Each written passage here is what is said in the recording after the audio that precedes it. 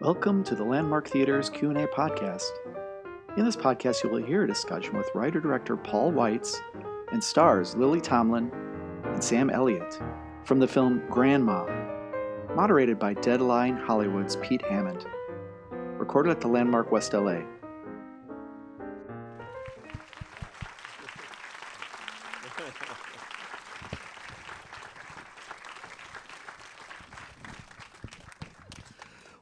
Paul, let me ask you, first of all, how you brought this together, because I know you worked with Lily on Admission. And so did you write this for her, or how did it happen? Yes, I had worked with Lily on Admission, and I really felt that for me, although no doubt not for Lily with me, there was unfinished business. I wanted, just from hanging out with Lily a little bit and from seeing not only her wit and intelligence, but her dedication, I knew that I wanted to do a movie where she was in every scene. And luckily I had her phone number. And then I had Sam's phone number because Sam was in a movie that my brother directed called Golden Compass. And so Chris called him up on my behalf. And so it was the luck of having a sizable Rolodex. So when you write something with somebody in mind, that's got to be a little nerve-wracking when you hand them the script, I would imagine. Yeah, it was almost as nerve-wracking for me as it was for Lily. I remember I took Lily to lunch, and she ordered a steak salad, and I thought to myself, oh, I wish she was eating something else because I hope she doesn't choke on her steak when I tell her I've written something for you. And I think, and then I was a little bit like somebody pursuing somebody for a date, regardless of whether they want you to or not over the next few months. But happily, I got to sit with Lily and go through the script numerous times. So, Lily, talk about this role. We've seen you in so many movies, usually paired with somebody, or you're in a supporting role, or whatever. This is the first time I've seen, at least in a long time, that you're carrying the entire film. No, I think it is the first time. I didn't think of it that way. I mean, carrying the film, I would have had second thoughts. I would have been pretty nervous. I was when Paul handed me the script, I thought, oh God, what if I don't like it? I really did think that, because I thought then I'll have to confront that. It's going to be awful because I liked him so much. We'd had so much fun on Admission. Anyway, so of course I loved it, and it was pretty easy to jump in. The character's so interesting because it's a tricky character.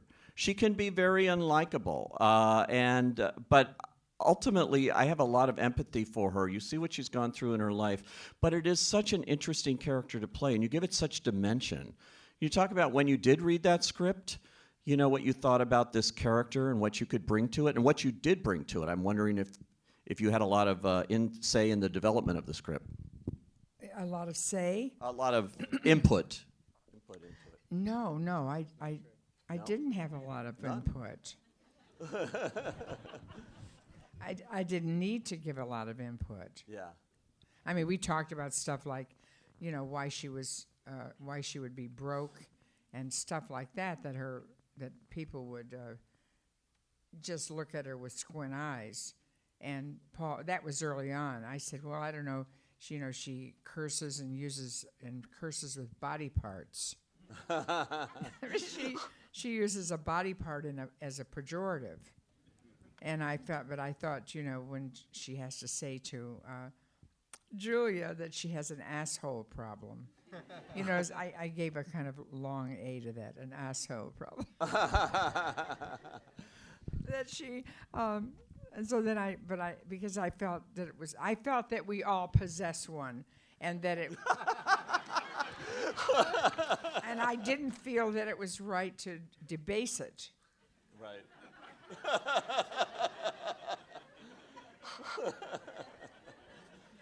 But I put that aside because I felt that it was an important scene when she was at the tree and Julia was, and Sage was vomiting and stuff like that.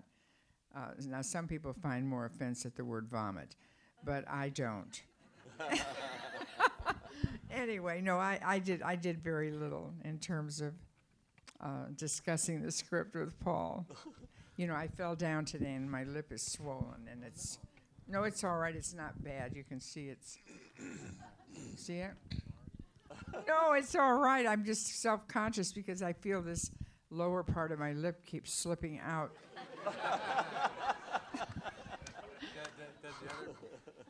Does it? Person look worse?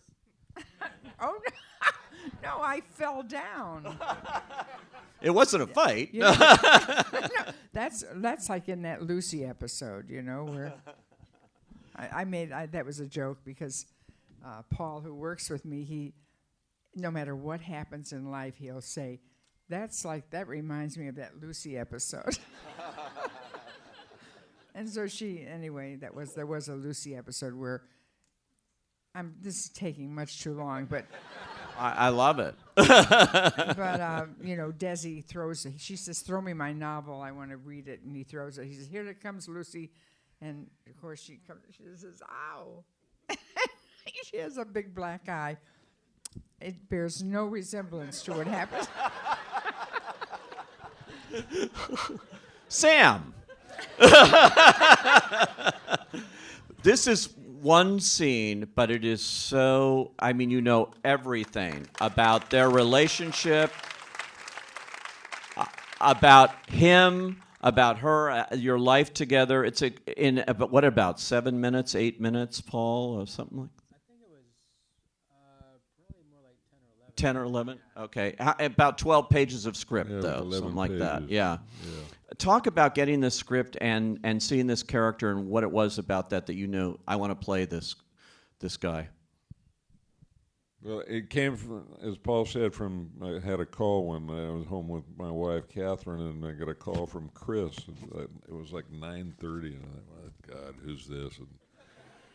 And I hadn't seen Chris in a long time, and it was, you know, hello, and Sam, and he said, yes, Chris Weitz. And he said, hi, Chris. And he says, I got a couple of things I want to tell you. Number one, my brother is not crazy, which I still today wonder about that. I look forward to seeing Chris again and asking him what he meant by that, particularly now that I've come to know Paul a little bit. But the other thing was that he was doing this film with Lily Tomlin, and there was a part in it, and he wanted me to read the script. The next day I got the script, and there wasn't any thinking about it as to whether I wanted to do it or not, because it's, you know, it came from the hand of a real master, I think, and you know, it was all there. It was all there. I felt like it was all there anyway, and then I got to the set and got to sit with Lily and got to work with Lily, and, you know, it all just came. It just happened. You know, it was one of those great gifts that come around, or they don't come around, but this one came around, and, you know, it was good fortune that it came my way. Had you two ever met before? Briefly at an Emmy Awards ceremony a couple of years ago, but literally, I mean, briefly. You were both nominated against each other, yeah, right? Yeah. And Lily won. It was a voiceover. It was a voiceover category. She did this beautiful show on elephants. It was incredible. And I was there for a show called Robot Chicken.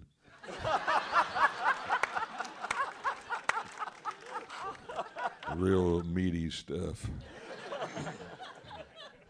Well, this was like a 19-day film shoot or something. So did you have any time to rehearse or to develop that scene, or did you just sort of the cameras roll and you just go in? How does that work?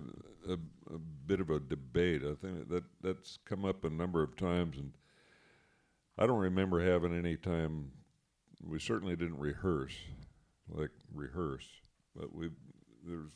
there's a thought that maybe we had a read through, which I'm not even positive about that. I do remember going to Paul's house where we shot it, I think the day before. I don't know, or maybe, you know. But no, there wasn't time. We just, you know, that's the one thing about doing these independent films, you know, time is at a real premium.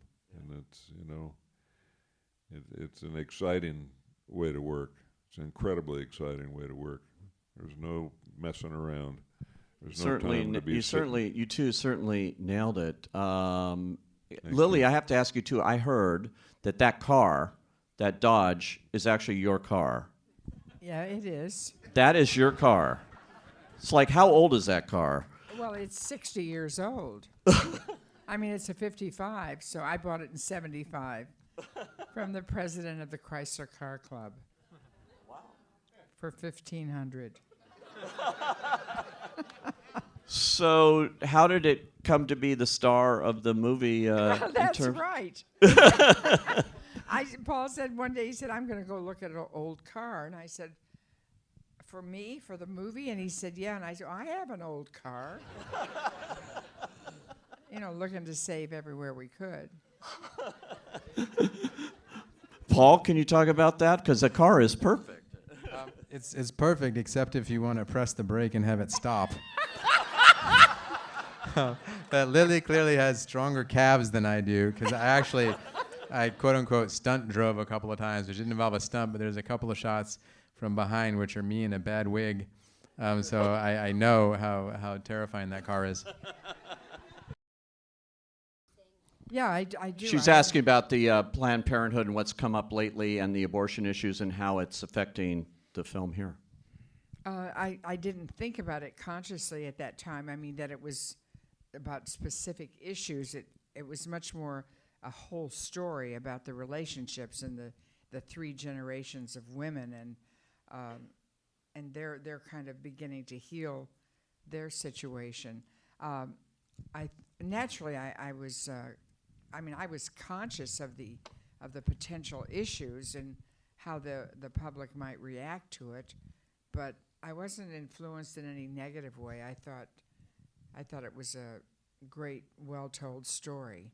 I think one thing to aspire to that Guess Who's Coming to Dinner achieves so beautifully is the idea that the humanity of the characters is irreducible. So no matter what one thinks about the issues involved, that it's focusing just on the characters and what they're going through. So, and which inherently I think is political, but political not necessarily in the way that that one might think. And a movie very much about feminism too. It's a very feminist movie, and I know you should applaud that, because more than a lot of movies I've seen in a long time, this is, and you consider yourself a feminist too.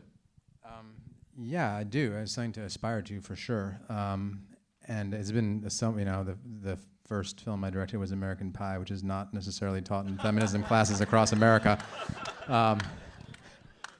But once again, I think it's just a perception of meeting Lily and seeing how on the edge. It's weird talking about you in front of you, but anyway, but like seeing how you refuse to be owned or to be static in terms of your thinking. I think that what was interesting to me as much as anything here was a character who had been through 50-something years of women's history and how much there would be to gain from this 18-year-old who is so unaware of the vocabulary that she needs to stand up for herself, and how much sort of they have to gain from each other. Did anything come out of the scene between you two while you were filming it that wasn't on the page or I something? think a lot of it's in the playing of it is unexpected. You know, I mean, you certainly go in there ready to go to work, but I think the magical stuff is always unexpected somehow. You know, I know that scene kind of blossomed, I think, as we went on. I don't know. What about the kiss? That was fun. I thought that was fun. What about it? That was cool. I liked it. So did I.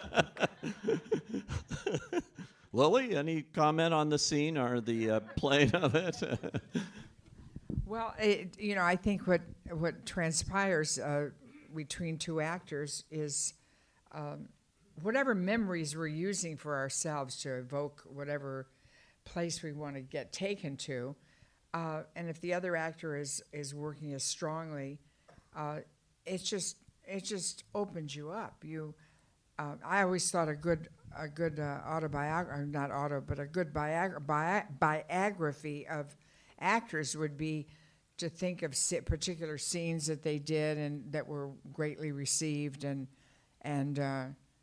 try to get them. They won't reveal it anyway, but you try to get them to reveal what sense memory they were using to bring. And sometimes the sense memory gets stale, and you have to find another one to fulfill that for you. But I've always wondered. I can imagine what she did, but I also often wondered, like, what Meryl was thinking when she had to choose in between her children and Sophie's Choice. And lots of scenes like that, that you remember that are just blow your mind. They're so deeply felt. And I think the actors are bringing their life history to the role, and anything could be happening. You don't have to know what the sense memory is. You just feel their emotion, and I felt Sam's. I hope he felt something for me, and it just opens up and flows that way, and you just feel you don't even know you're experiencing it so much. The first time around, it slowly just explodes for you. Okay, as a guy who's asking, there's so many women in this, obviously, and from a woman's perspective, how did you find those voices? I just stayed out of the way, honestly. Like the characters were doing and saying things. I didn't try to guess what the female perspective was.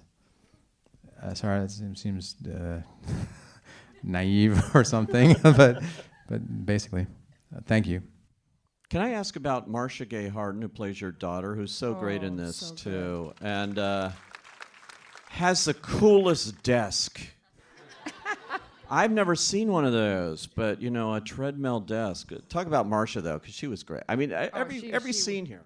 Yeah, she was just great. Everybody in the movie is so good.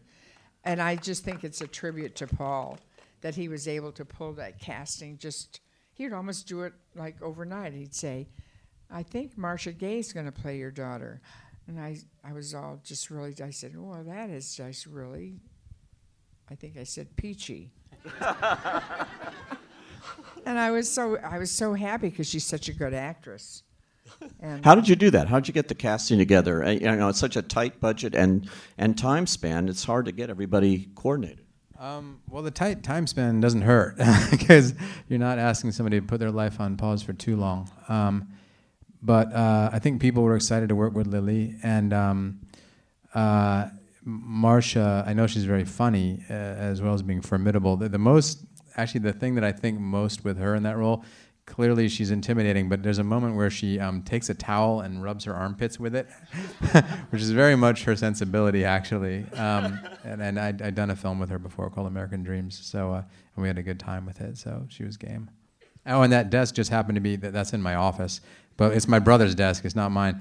But I was up there one day, and I called her up and said, how would you feel about being on a treadmill desk? Because there's one here, so. Okay, when are you going to do another Western? A question to Sam. Not soon enough.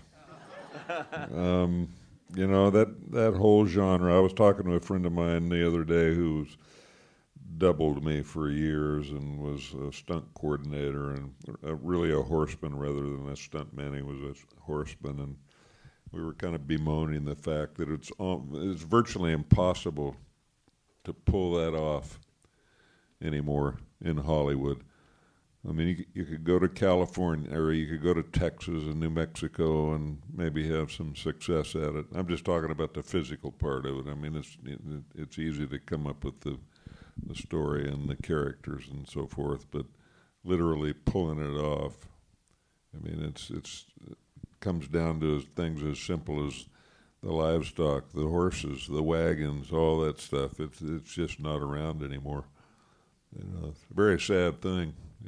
It's one of my favorite genres, and it's been very good to me over the years, and it's something definitely that I have every intention of continuing with. That form has a real simplicity about it, and it's kind of black and white, and I've always liked that. There's not a lot of gray area, And that whole thing about man against man and man against nature has always intrigued me, Catherine and I did a Western that I'm very proud of. We did a couple of Westerns together, but we did one called Coninger that was a Louis L'Amour. And I'd dearly love to do some more good ones. So thanks for mentioning that. Appreciate it. He's saying he loved The Late Show. That is one of your great films with Art Carney. So Right. good. Which, all right. I think we should have done a sequel, Art and I. We should have been like in crime together, detectives together, but that'll never happen. It's a great movie. Do you have a favorite movie, by the way, that you've done? Well, that's one of my that would be on the list, but I would say maybe All of Me or 9 to 5 or maybe Admission. Admissions with Tina Fey, which is a terrific performance by you. You're so good in that movie. The thing is, I mean, now I met Paul, so we got to do Grandma. And Grandma, now you guys got a full house here, so tell your friends to come see Grandma. It just opened. It's doing really well, but if you want to see more great movies like this, you got to get people to come out and see them. I want to thank Paul Weitz, Lily Tomlin, and Sam Elliott for coming out here tonight. Thank you so much. Thank you.